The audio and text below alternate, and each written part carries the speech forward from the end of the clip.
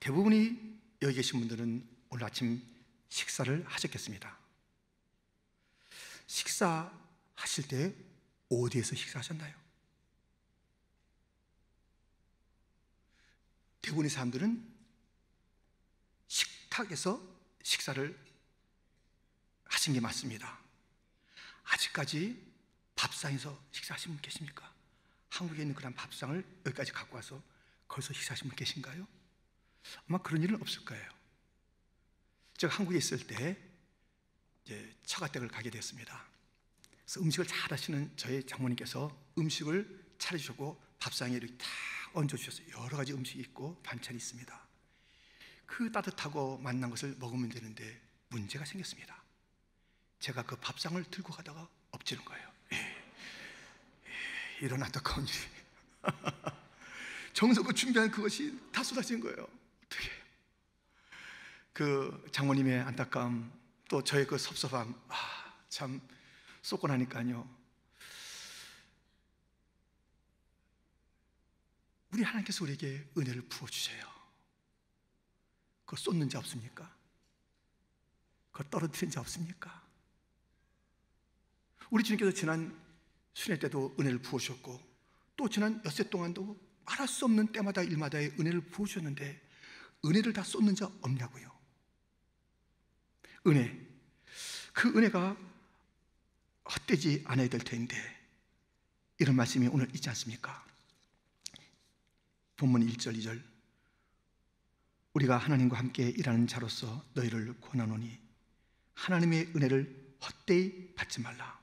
이르시되 내가 은혜 베풀 때에 너에게 듣고 구원의 날에 너를 도왔다 하셨으니 보라 지금은 은혜 받을 만한 때요 보라 지금은 구원의 날이로다. 은혜를 헛되이 쏟는 자가 있다니까요.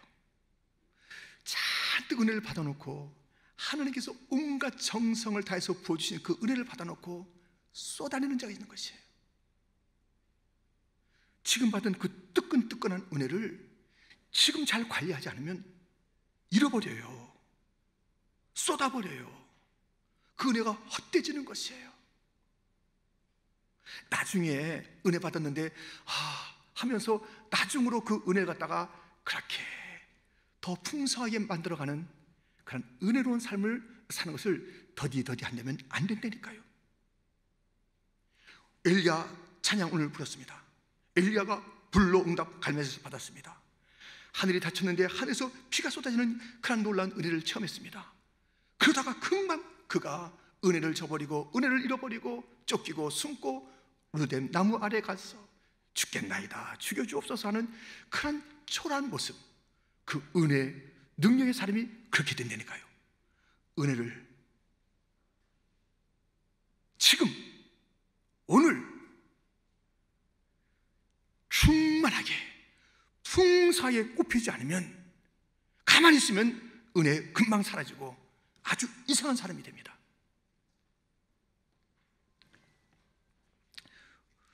오늘 본문은 우리가 이 은혜를 헛되이 쏟지 않고 잘 간직하여 더 풍성한 그 열매로 나아가는 그 길을 일러주고 있습니다. 어떻게 해야 우리가 이번 전교인 여름 수련회 그리고 그 놀라운 때마다 일마다의 그 주님의 은혜를 쏟지 않고 풍성하게 해 나갈 것인가? 오늘 말씀은 우리에게 이렇게 교훈하고 있습니다. 첫 번째, 은혜의 강력한 무기가 있어야 한다는 것입니다. 이게 무엇일까요? 메가도 장군은 이런 말을 했습니다. 전쟁에서 승리를 대체할 수 있는 것은 아무것도 없다. 이 승리는 전쟁에서 중요한 게 아닙니다. 승리는 유일한 것이에요.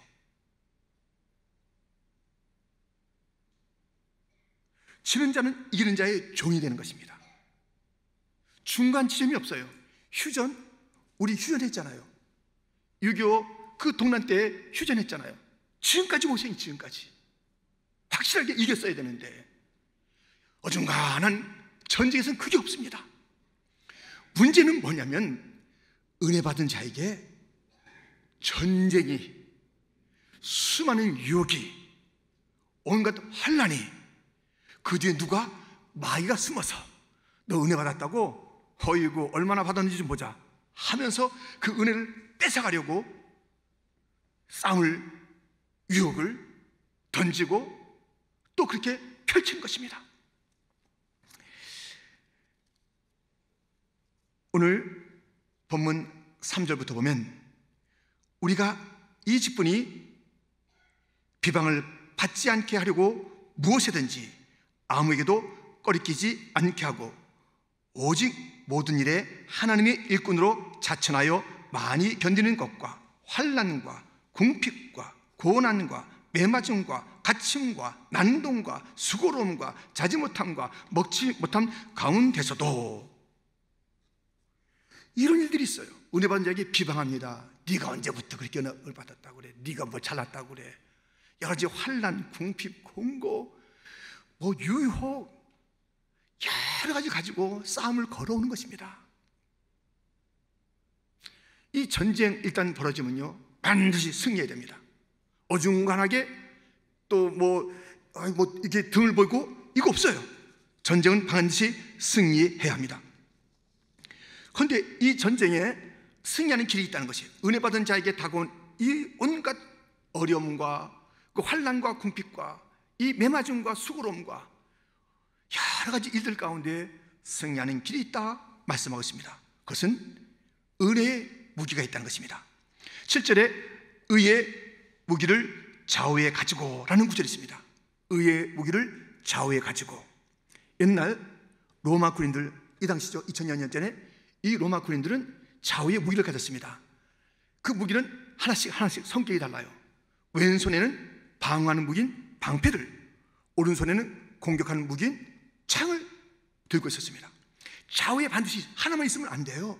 이게 다 짝을 이루어서 함께 갖춰야 그 군인의 진정한 무기를 가진 모습이 되는 것입니다. 좌우에. 지금 이 영적인 전쟁, 특별히 은혜를 받았다 하는 자에게 다가오는 모든 전쟁에서 승리가 필요한데, 그 승리는 그냥 되어지는 게 아닙니다.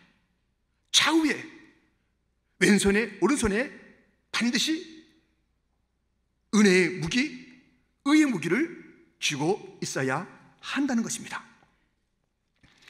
본문 6절 7절에 보면 깨끗함과 지식과 오래 참음과 자비함과 성령의 감화와 거짓이 없는 사랑과 진리의 말씀과 하나님의 능력으로 의의 무기를 좌우에 가지고. 지금 이 무기는요 양면을 얘기하고 있는 것입니다. 좌우에 있는 그 무기를 얘기하고 있는 것입니다. 우리에게 깨끗함, 지식, 오래 참은, 자비, 성령의 감화, 거짓이 없는 사랑 등등은 우리의 내면에 있는 무기입니다. 주님의 성품이에요. 주님이 우리 가운데 있으면서 그 성품이 무기가 되는 것입니다. 여러분들, 사랑이 무기가 되는 거예요. 자비, 용서가 무기가 되는 것입니다. 눈에는 눈, 이에는 이, 일싸움만이 승리한다고요? 그렇지 않습니다. 이런 주님의 성품이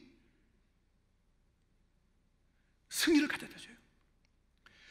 그 내면에 있는 주님의 그 성품으로 우리가 이 영적인 전쟁에서 용서도 하기도 하고 참기도 하고 하는 그러한 무기로서의 승리가 있을 뿐만 아니라 반드시 외면에 나타나는 것이 있으니, 그것은 진리의 말씀, 하나님의 능력, 말씀의 말씀이 있어야 하고 또 내면에 주님의 성품이 있어야 한다라고 우리에게 일러주고 있습니다. 여러분, 우리 모든 믿는 자들이 꼭 기억하고 확신해야 될 것이 있습니다. 우리에게 벌어지는 모든 전쟁은 우리가 어떡하지? 우리의 싸움이 아닙니다. 우리 안에 계신 주님이 그 싸움에 승리를 가져다 주겠는데, 어떠한 싸움이 벌어져도 걱정하거나 나는 패배할 거야, 이런 생각이나 태도를 취하지 마십시오. 반드시 우리는 이겨야 됐습니다. 요한일서 4장 4절 말씀입니다. 우리 한번 같이 읽겠습니다. 자녀들아, 너희는 하나님께 속하였고 또 그들을 이겼나니 이는 너희 안에 계신 이가 세상에 있는 자보다 크심이라. 아멘. 우리 안에 계신 주님, 우리가 주님을 영접했잖아요. 주님이 우리 안에 계시잖아요. 그럼 세상에 어떤 문제도 우리 안에 계신 이보다 큰 게 없어요. 어떤 문제도 주님을 이길 수가 없어요. 압도할 수가 없어요. 아니, 새하고 새 중에 새, 이 독수리하고 싸움 누가 이겨요? 아니, 이 땅에 어떤 그 마귀의 유혹이 있는데 문제는 뭐냐면 우리가 자꾸만 싸우려 하고 우리의 방식을 생각하고 지레 겁을 먹고 안 돼, 나는 어찌할 수가 없어, 이 싸움에 또 끌려갈 거야, 이러고 있으니까 그런 거예요. 우리 어떤 일이 벌어져도 어떤 문제가 다가와도 나는 할 수 없으나 내 안에 계신 이로 말미암아 넉넉히 이기리라, 승리하리라, 이 확신을 가지고 있어요. 뜨거운 확신을 가지고 있어야 됩니다. 벌써 이 확신이 있느냐면요, 태도가 다르고 언어가 다른 것입니다. 나는 이긴다, 내 안에 계신 이를 이길 문제는 없다, 어떤 전쟁에도 나는 승리한다, 내 안에 계신 주님이 싸우신다, 나는 그래서 그 승리가 나의 것이다. 어떤 그 전쟁이 있어도 승리를 확신하십시오. 뿐만 아니라 무엇이 있어야 된다고요? 우리에게는 진리의 말씀, 하나님의 능력, 진리로 이기리로다, 진리의 말씀이 있어야 합니다. 에베소서 6장 17절 말씀에 보면 구원의 투구와 성령의 검꽃 하나님의 말씀을 가지라. 우리는 이 하나님 말씀을 딱 쥐고 있어야 되고요, 주님의 성품을 쥐고 있어야 돼요. 이것이 의의 무기, 의뢰받은 자들의 무기라고 분명히 얘기하고 있습니다. 그런데 마귀는 이 손에 다른 거 집으라고 그래요. 뭘 그렇게 짚고 있어? 아니, 주님의 성품이 그게 뭐야? 성공을 붙잡아, 돈을 붙잡아, 내 명예를 붙잡아. 이 세상에 여러 가지 이론들이 있잖아. 지금 인터넷만 열면 얼마나 좋은 이야기가 많이 나와. 그런 것들이 지금 현재 먹힌다니까. 지금 무슨 얘기를 하고 있어 하면서 다른 것 붙잡으래요. 다른 것. 우리 다른 소리 들으면 안 됩니다. 다른 것 붙잡으면 안 됩니다. 아버지와 아들이 당나귀와 함께 시장 가고 있는데 사람들이 보고 말하는 거예요. 어이구, 이 당나귀 왜 걷게? 당나귀는 타라고 그러는 건데. 그래가지고 또 그 얘기 듣고 아버지와 아들이 또 당나귀 탔네요. 저 사람들 봐봐. 아니, 당나귀 저렇게 같이 올라가면 힘들어. 두 사람씩이나 탔네. 딱 아버지가 내렸어요. 그러고 가는데 또 아이고, 저 부려잡아라. 아버지는 걷게 하고 자기가 타네. 아이고, 네가 내려라, 내가 탄다. 아이고, 저 아버지 또 쌀쌀도 많네. 아주 당나귀 외구가는 외구가. 이런저런 얘기 들으면 안 된다니까요. 딱 하나라니까요. 진리의 말씀, 그 말씀이 이기지. 이런저런 다 세상의 그 지식 하루아침에 달라지는 것이고 헛된 것이 얼마나 많고. 그러므로 우리가 꼭 쥐어야 될 무기가 있으니, 좌우에 꼭 쥐어야 될 무기가 있으니, 하나는 그 예수님의 성품이 되어져서 깨끗하고 거짓이 없고, 성령의 감화가 충만하고, 할렐루야, 막 자비하고 용서가 충만하고, 예리한 칼을 가지고 성령을 가지고, 이게 말씀이 있는 자들이 이기는 거예요. 말씀의 사람들이 이기는 거예요. 말씀이 검이 돼서 번쩍이 하는 것이 없으면, 아니 있었는데 그것이 다 녹슬어 버리면 마귀는 끔찍도 안 하고요, 우리의 은혜를 다 갉아먹습니다. 은혜가 없게 만듭니다. 은혜 떨어지게 만듭니다. 은혜 헛되이 받아. 참, 오히려 그 집회를 안 했으면 좋을 뻔했어. 괜히 뭐 어디 간다고 그러고 저게 뭐야, 일주일 만에 이상한 몰골의 사람 되게 만듭니다. 여러분들이요, 강력한 무기를 가지고 은혜를 갉아먹으러 오고 은혜를 헛되이 만들려는 마귀의 계계, 그 싸움에서 승리하시기를 주님의 이름으로 축원드립니다. 이렇게 우리가 받은 은혜를 헛되이 하지 않기 위해서는 은혜 받은 자에게 다가오는 싸움을 강력한 무기를 좌우에 들고 이겨라. 두 번째, 은혜의 놀라운 반전을 펼치는 것입니다. 이 은혜는요, 반드시 반전이 있는 것을 우리는 알게 됩니다.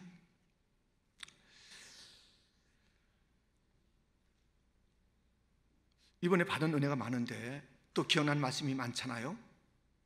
그 가운데 이런 말씀이 기억나는 것 중에 또 기억납니다. 무엇이냐면 우리 예수님께서는 이 땅에 오셔서 다 빌리셨대요. 태어날 때 마구간을 빌리시고, 예루살렘 성 입성하실 때 나귀를 빌리시고, 죽으시고 난 다음에도 무덤을 빌리시고, 다 빌리는 인생이었지만 우리 주님께서 주눅이 들었나요? 난 없어, 내가 가진 게 없어, 난 초라해, 그렇게 하지 않았어요. 아셔요. 그 모든 것의 원주인이 자기심을 아세요. 당당하세요. 통치하세요. 눈으로 볼 때는 빌렸어요. 그렇기 때문에 약한 모습이 아니에요. 우리 주님은 빌려서 충만하게 사역을 하셨습니다. 반전이죠. 반전. 이 반전이 은혜 받은 자들이 있습니다. 오늘 본문에도 땡땡땡 같으나 땡땡땡, 뭐뭐뭐 같으나 뭐뭐뭐, 반전의 이야기를 하고 있습니다. 오늘 본문에 7가지 반전이 있습니다.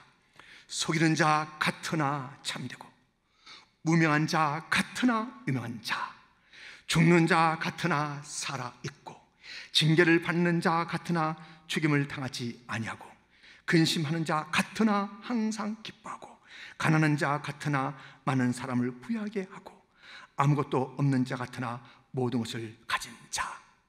이 은혜 받은 자는요, 이 반전의 사람이에요. 뭐뭐 같으나 그 앞에 있는 것만 가지고 묵상하고 이것이 나의 전부야 하지 않는 것이에요.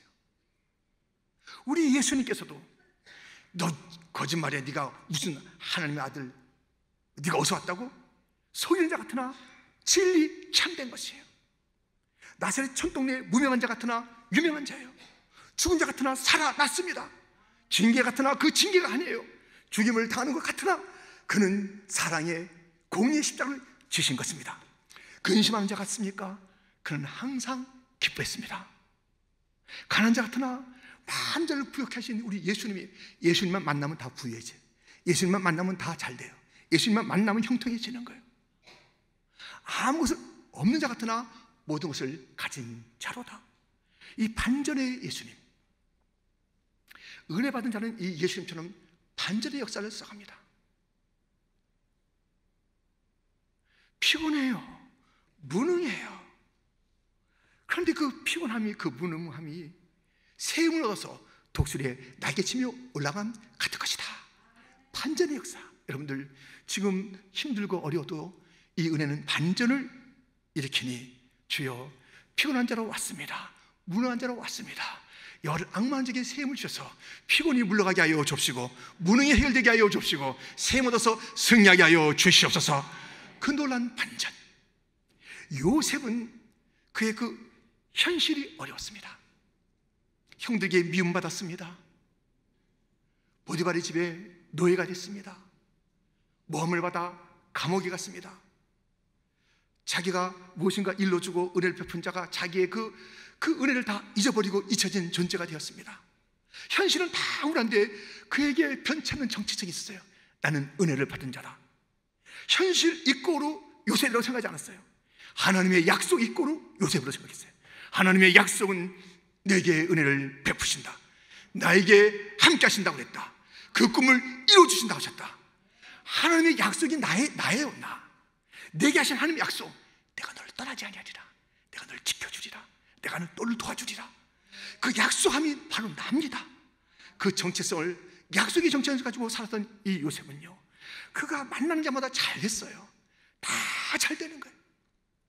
여러분들, 우리는, 은혜 받은 자들은요, 내 자신이 반전의 삶을 살고 나를 만나는 자가 다 부유해지는 것이에요. 은혜 받은 자의 특징은 무엇이냐면 내가 당당한 거예요. 지금 현실에 얽매이지 않고, 현실에 주눅들지 않고, 아무것도 없는데 모든 것을 가진 자, 그 당당함이 있고 그렇게 또 살아가는 것입니다. 나를 만나는 자 다 복받지, 나를 만나는 자는 다 잘되는 거예요. 많은 자를 부욕케 하는 거예요. 내 삶은 그런 것이야. 그렇게 은혜 받은 자들은요, 자기 자신의 삶에서의 반전을, 죽은 자 같으나 살아나는 그런 반전을, 많은 자들이 힘들지만 나를 만난 자가 다 잘되게 하는 그 일들이 있어요. 은혜 받지 않은 자, 비은혜 받은 자, 비은혜의 사람들은요, 만나면 자기 자신이 일단 네거티브에 모든 게 열등감이 있어요. 난 안 되지. 그리고 딴 사람 누굴 도와요? 자기가 안 된다는데 누구를 도와요? 다른 자들도 힘 빠지게 한다니까요. 그래서 내가 은혜 받은 자인가 확신하려면 오늘 이따가 식사 끝나고 하면 누구를 만나보세요. 만났는데 그분이 나를 만나기 전하고 만나기 후에 얼굴이 더 반실반실해지고 빛이 반짝같이 하면 내가 은혜 받은 자가 맞아요. 내 은혜 받은 것을 나누면서 그가 낙심이 되고 어두웠다가 방실방실 방긋방긋. 근데 그분이 좀 밥 먹고 막 하이 하고 왔는데 나하고 한 5분 얘기하는데 그렇지 우리가 뭐 힘든 것 같아 이러고 왔잖아요. 그 은혜 없는 자예요. 은혜가 없어요. 은혜가 없어. 반전의 은혜가 없어요. 반전의 은혜를 가져야 합니다. 다시 한번 그 말씀을 들어보시면서 여기 우리는 이라는 단어에 나는 이라는 단어를 심으면서 들어보시기 바랍니다. 8절 하반절부터 우리는 속이는 자 같으나 참되고 무명한 자 같으나 유명한 자요 죽는 자 같으나 보라 우리가 살아있고 징계를 받는 자 같으나 죽임을 당하지 아니하고 근심하는 자 같으나 항상 기뻐하고 가난한 자 같으나 많은 사람을 부유하게 하고 아무것도 없는 자 같으나 모든 것을 가진 자로다. 아멘. 이 반전을 누리시기를 은혜 받은 자여 하나님의 반전케 하시는 은혜를 받은 자여 나의 오늘 이것을 계산하면서 나는 안 된다고 하지 마시고 그래서 나를 만나는 내 아내 내 남편도 힘 빠지고 내 자녀가 너무 더 낙심이 되고 아빠 엄마 만나고 나니까 더 낙심이 돼. 아 이번 집에 갔다 오는데 더 힘든 얘기를 하는 거예요. 아니 그 사람 만났는데 10분이 우리 갔다가 반전을 이렇게 안 내 어떤 그런 내 이력이 나를 반전시키는 게 아닙니다. 하나님의 은혜가 반전을 시키는 것이니 은혜 받은 이 반전의 역사로 나도 달라지고 가정도 바꾸고 만나는 자마다 힘을 주고 어둡다고 그랬잖아요. 이 세상이 힘들다고 그랬잖아요. 그래서 빛된 삶을 살고 싶다고 그렇게 외쳤잖아요. 반전을 일으키는 그런 일들을 감당하고 싶다고 했잖아요. 여러분들이요 그 일들이 있을 것이니 반전의 은혜를 마음껏 받으시고 어둠을 빛으로 바꾸시고 낙심을 소망으로 바꾸시고 불평과 또 모든 그 원망을 찬양으로 바꾸시는 반전의 사람 은혜의 사람이 되시기를 주님의 이름으로 축원드립니다. 방심하면 받은 은혜 다 까먹습니다. 감사가 며칠 만에 불평이 됩니다. 반전의 반전 더 풍성한 은혜의 삶으로 나가시는 귀한 성도들이 되기를 주님의 이름으로 축원드립니다. 우리에게는 이렇게 그 은혜의 강력한 무기가 있어야 하고요 그 은혜의 그 놀라운 반전의 삶이 나에게도 나를 만난 자에게도 펼쳐지는 이것이 멈추면 이제 다운되는 거예요. 있어야 되고 세 번째 은혜의 넓어진 마음이 필요하다는 것입니다. 은혜 받은 자들의 특징은 이 좁아지지 않아요. 마음이. 그런데 오늘 본문 11절부터 보세요. 고린도인들이여 너희를 향하여 우리의 입이 열리고 우리의 마음이 넓어졌으니 너희가 우리 안에서 좁아진 것이 아니라 오직 너희 심정에서 좁아진 것이니라. 내가 자네에게 말하듯 하노니 보답하는 것으로 너희도 마음을 넓히라.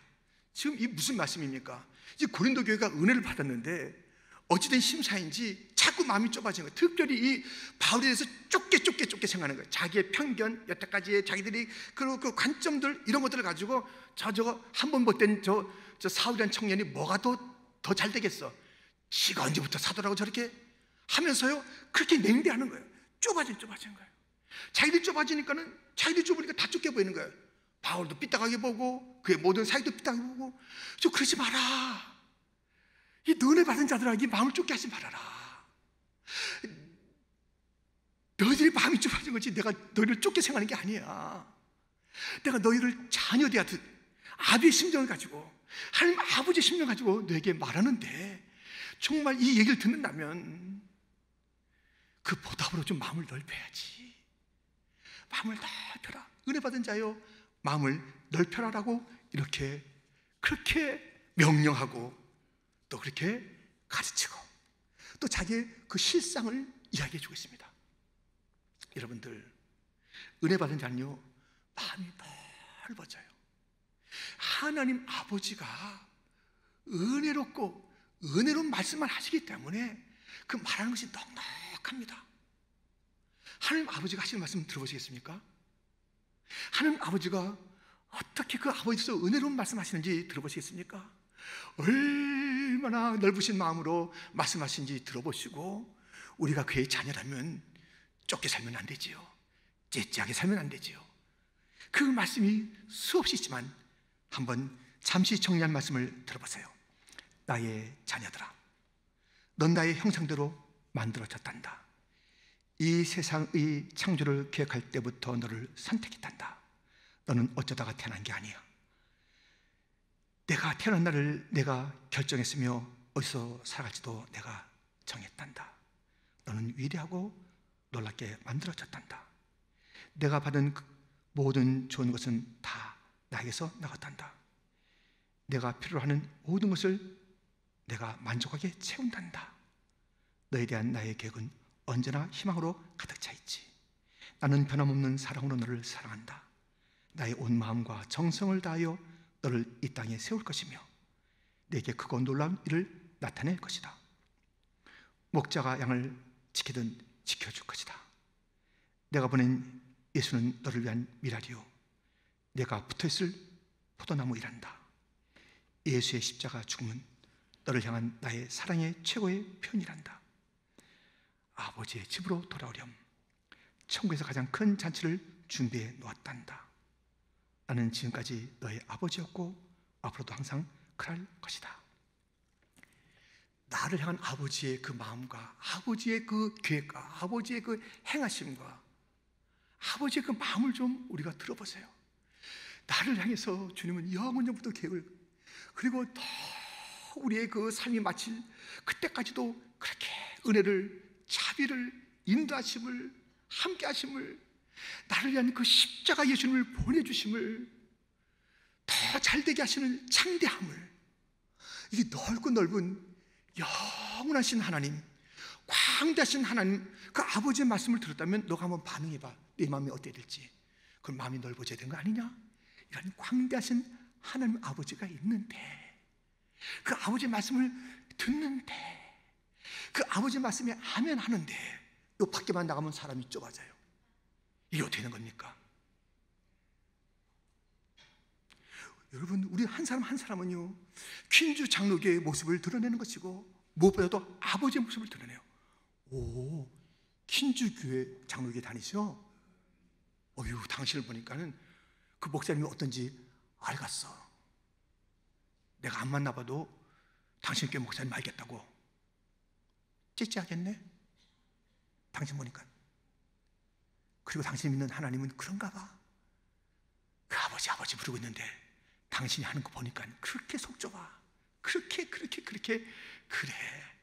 그러니 당신의 아버지가 뭐 별달로 있겠어? 아버지를 어떻게 드러낼 거냐 이거예요. 우리 교회를 어떻게 드러낼 거냐.